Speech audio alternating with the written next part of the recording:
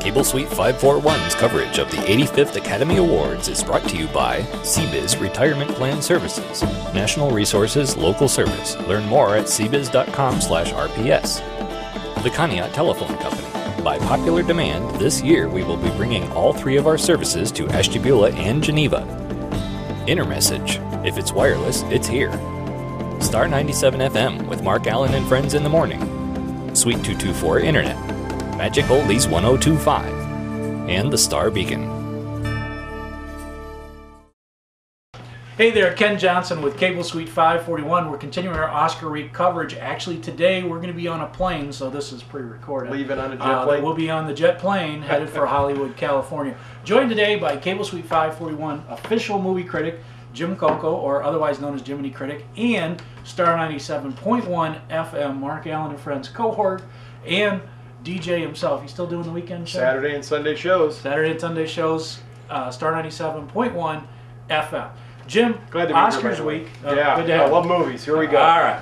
So, what I want to kind of walk through is your impressions of the nominations for this year. And then what we'll do, we'll come back later in the week, and we'll actually, for Friday's story, we'll actually do our predictions for the winners. That's cool. And then we'll find out who is the master of picking the picks. So, we shall see. All right. This year for Best Picture, I think this is going to be an incredibly difficult selection for the I agree. Academy. There's good stuff here. So let me give you the nominees, and then tell me what you think. You know what you think of each of these. You have the French film Amour, kind of an independent, under the radar. Have Michael you seen or Haneke, heard director. much? I've seen some of his other work, but I didn't see this one. But I'm hearing and reading buzz about it. So foreign film probably for sure, but we'll get to that. Okay, Argo, the story of this one. could have been the hostages in the Iranian hostage crisis, but they escaped. Ben Affleck wrote and directed, I believe. Yes, I like this movie. That's his third directorial movie. I mean, the guy's a great actor and fun to watch usually in most everything he does. But we got Gone Baby Gone, The Town, and now this one. I thought it was very well done. I liked it. And Argo, to me, is interesting because it seemed like when it first came out there was a lot of buzz.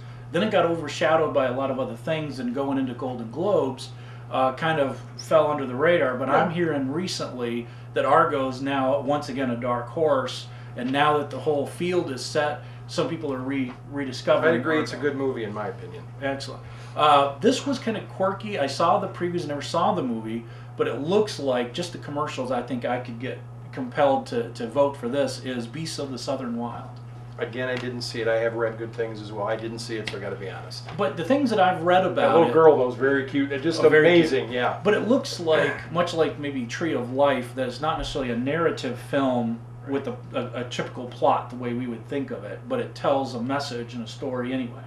Some of those, some of those work well for me. I can sit through. I'm usually a time guy in the movies. How long is this? If it's going long, if you don't notice your watch, it's a decent movie. So I've heard good things. Now, we might sound like the two guys on the Muppets up in the balcony who know everything and are in cahoots. This one will divide us, no doubt. Oh boy, here we go. All I have to do is mention the name Quentin Tarantino. He doesn't like anything he does, Django and I like a lot of what he Unchained. does.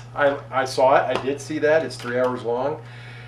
Boy, how do you describe this movie? There's a lot in there. Foul language. And a lot of ugly stuff. Gratuitous violence. Okay. And Quentin Tarantino trying to put in every slick line of dialogue he I ever will had say, in an style, idle notebook since junior I'll high. agree with you. He's kind of a dialogue king is what he's known for. Hollywood loves him for some reason. But I will say, just like Inglourious Basterds... Did you see this stuff? I saw it. All right. I'll tell you what happened to me. Is I accidentally went to see this at 10:30 at night on a Friday night. Did you make it through all 3 hours? After 2.5, I'm like, where is Act 3? Ooh. And then my wife Googled, which you're not supposed to do, but we were so fed up. She Googled the playing time. We found it was like 3 hours and 15 minutes. We're like, holy cow. Why don't they start the screening at 8 o'clock in the morning? I didn't know that it needed to be that long. No. But it's Quentin Tarantino. He can do whatever he wants, and he still gets nominated for an Oscar. Go figure. That's why I can't stand the guy. But, I mean, if I met him, I would gush on him. What's your real Since opinion? I don't know him, I can say, can't stand him. Okay. But anyway, but Django Unchained, Christoph Waltz, once again. I'm going to say this. His 20-minute scene in the beginning of Inglourious, and the words he's given to say in this and the way he does. I like him in the movie. Yeah. I don't even care what else they did, really. Right. I like watching him. Yeah. So I'll give it for him. I agree with that. Well, I'm going to go in reverse order. Alright. Another special effects wonder. The previews didn't motivate me to go see this, but I'm sure it probably had an appeal. Life of Pi. I didn't see this either, I have to admit. Now, that's the one with the kid Ang in the Lee boat? and the boat and Yeah, the Bengal Ang Lee. tiger, named Richard Parker, I think. It's from a book, and they said this is one of those books you can't make a movie out of. Well, Ang Lee, once again, Brokeback Mountain, this movie, he did it.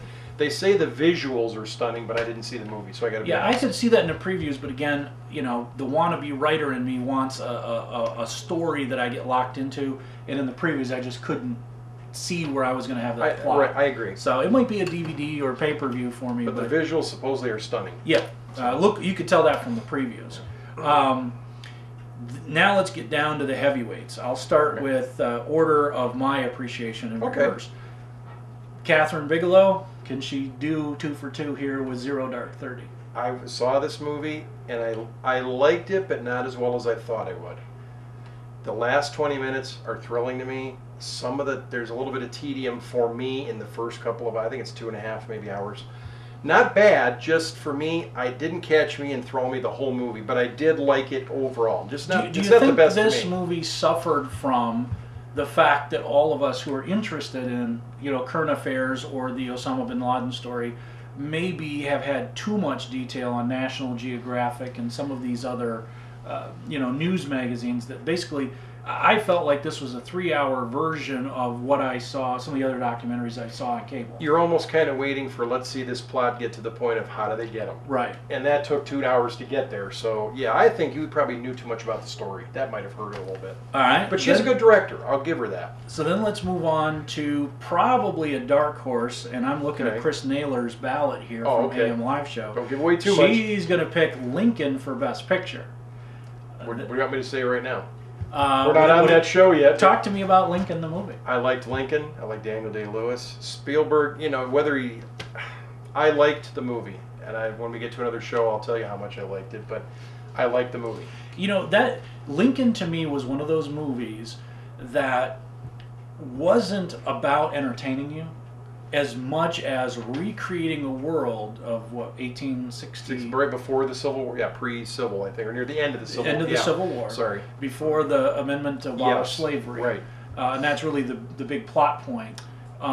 But you felt like you fell asleep in a time machine. I thought you were there. You woke up in this Civil War Union camp, and then for the next 2 some hours, you were just in that era, and then at the end you wake up. And But- two things for me. That Daniel Day-Lewis convinced me.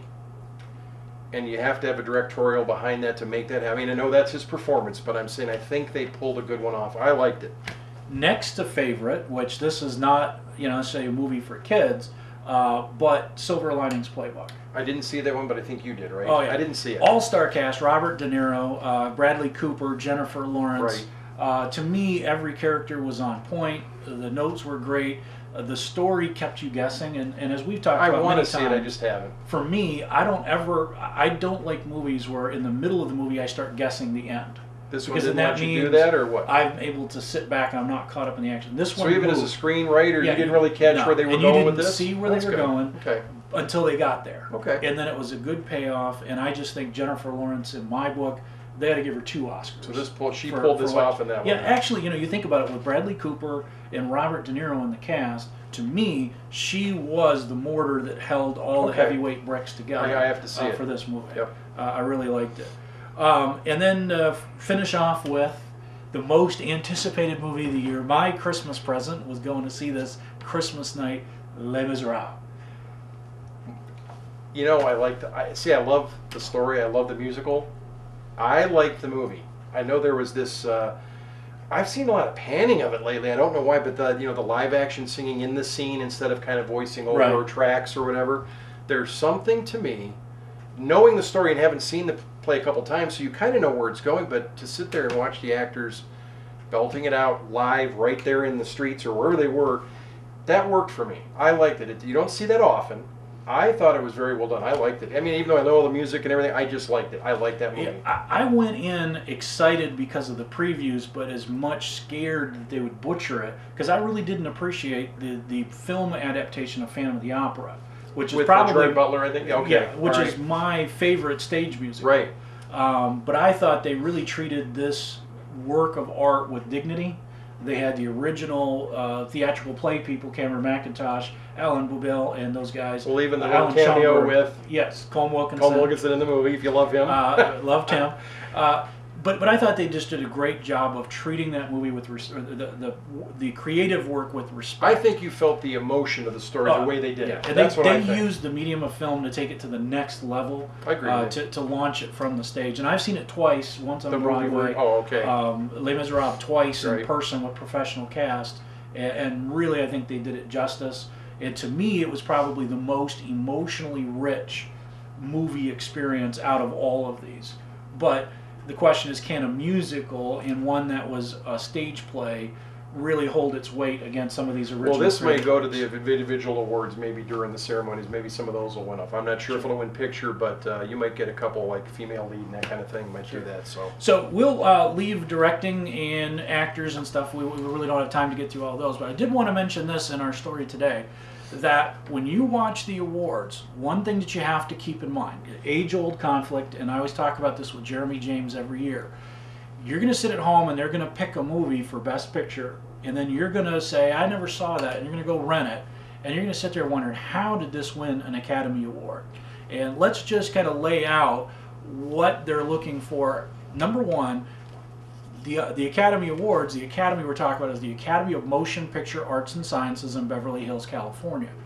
They are about, their membership, their whole existence is about the theoretical art form of the motion picture and the purity of that art form. So they're not interested in who had the most ticket sales, what is the funniest about the movie. money in that. No, it's about perfecting the art form, which is why a movie like The Artist won a couple years ago, which was largely a silent film, but it embodied the academic underpinnings of what these experts want to see in the art form. True. So one way to contrast, and I explain this to people, and not many people have heard this, so I'm going to say it here, there's really three main media for entertainment that are interrelated. One is a novel, the second is a stage play, and then the third is a movie or a screenplay.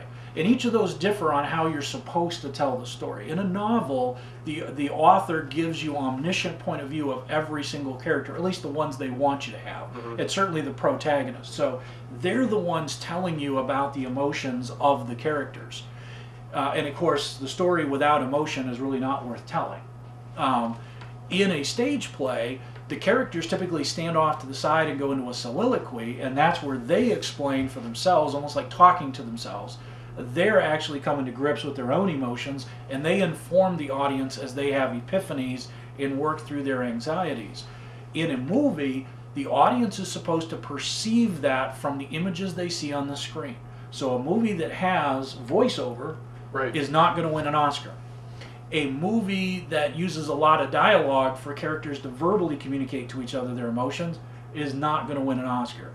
The more subtle the emotion, the more subtly that is communicated through what you see on the screen by the actor's face and the way that the director chooses the shots and uses their focus, those movies will in fact be the ones that are nominated. And you see that on this list. Zero Dark 30 is a great example. There's a lot of screen time with no dialogue, no music, no entertainment. But you certainly feel things but while you're watching it. Absolutely. The images are affecting you. And that's what the Academy's looking for. So it's not necessarily a popularity contest. Absolutely. It is not. It is not about entertainment. It is about the art form. Right. So keep that in mind when you watch the Oscars, and you'll be seeing the masters of the craft. But if you're not somebody who studied film, you may not agree with the choice because I didn't like that one. You could rent a DVD on a Thursday night with limited attention span, and it doesn't grip you, and you're like, what in the world? Or there's not a lot of dialogue, and you could be disappointed. But the point is, though, it's the purity of the art form, and that's what these awards reflect. But I still got to say something, just as I like movies have for a long time. I watch them on a DVD. There's still something to me, and even after all these years of the big screen in the theater, watching a movie, especially one of the epic type of movies, there's just something about seeing it up there that takes you out of this world, puts you in there. You can Absolutely. do it at home, but I mean, there's just something about being there, I think. So. All right, let me be a little pretentious and All right. build on that. All right. Is each year my daughter Alyssa and I go to the Academy for a couple of different functions. One is the animated features, and we actually get to sit in the Samuel Goldwyn Theater Yeah. at the headquarters of the Academy with two, 10-foot Oscar statues on either side, and the red crushed velvet, and the screen is just huge, like Right. an old-fashioned World War II movie house. And every year we're kind of tired, we're worn out, we're not sure if we want to make the effort. But once we're seated and they start screening the first animated feature on that huge screen with 1,000 people in the audience, you're just like, There's man, something I'm that draws glad, you in, I'm isn't glad there? we Yeah, did. It's exactly. Absolutely. I would entertaining. agree with you. Yep. Absolutely. Hey, Jiminy Critic, appreciate you stopping by to talk about the movies. Great, We'll glad come to be back here. later in the week to do our challenge. I will make and see it. who can pick the winners. For Cable Suite 541, I'm Ken Johnson. Don't forget Oscars this Sunday night at 8 o'clock Eastern Time, Channel 5. See you there.